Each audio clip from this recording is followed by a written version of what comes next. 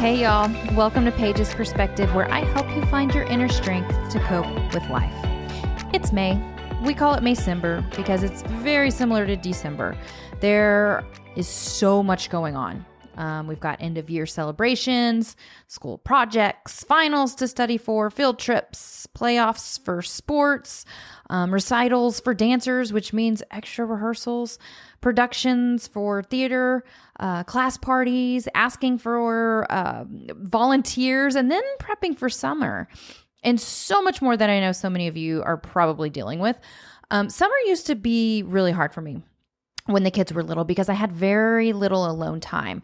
Now I'm ready and I'm excited because they are at a really fun age, but that's not what this episode is about.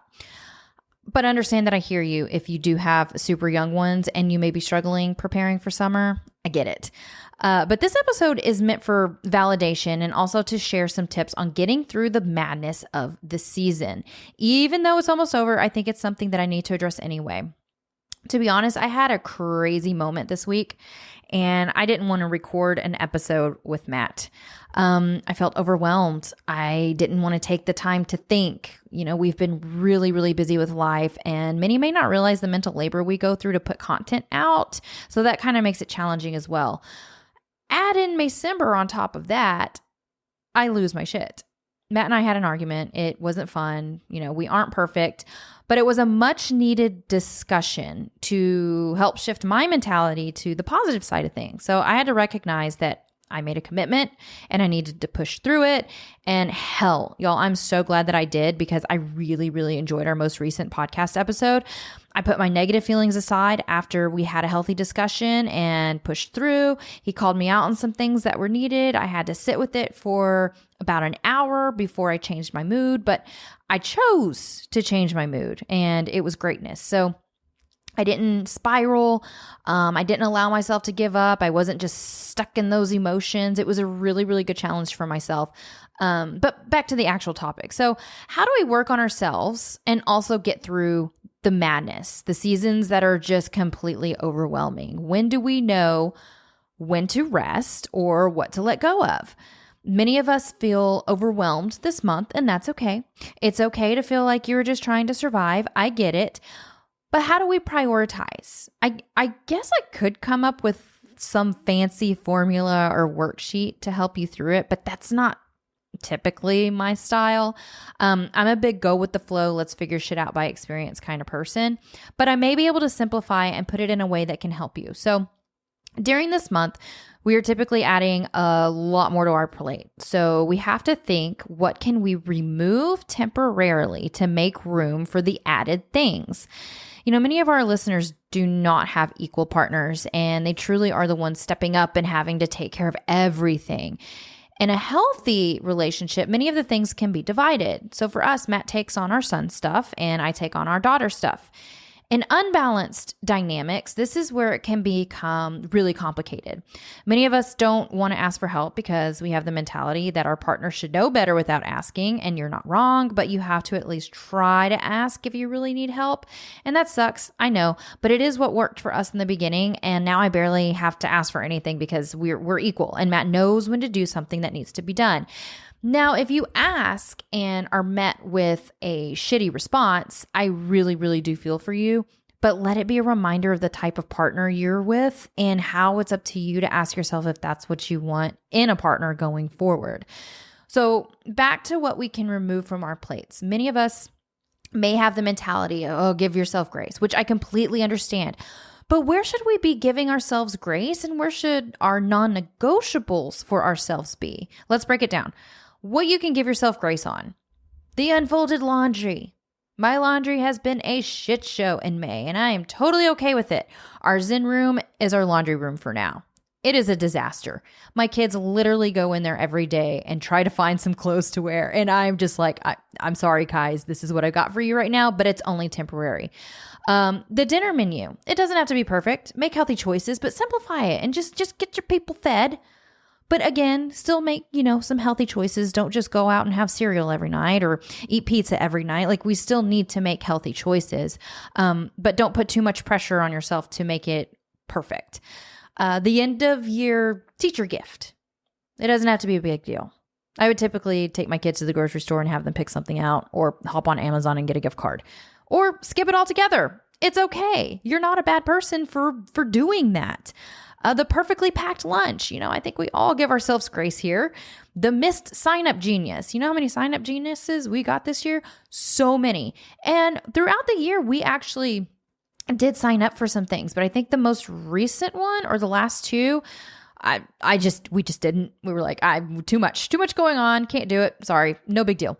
You're not a bad parent because you didn't bring the pretzels to whatever they needed for. Somebody else has got it. It's okay. You don't have to always go ham or balls to the wall in those situations. Saying no to volunteering. If your plate is just way too full, or even the mental load is just way too much, you can say no.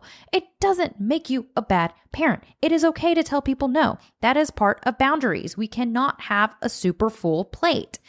But what should be prioritized and non-negotiable? To simplify, self-care.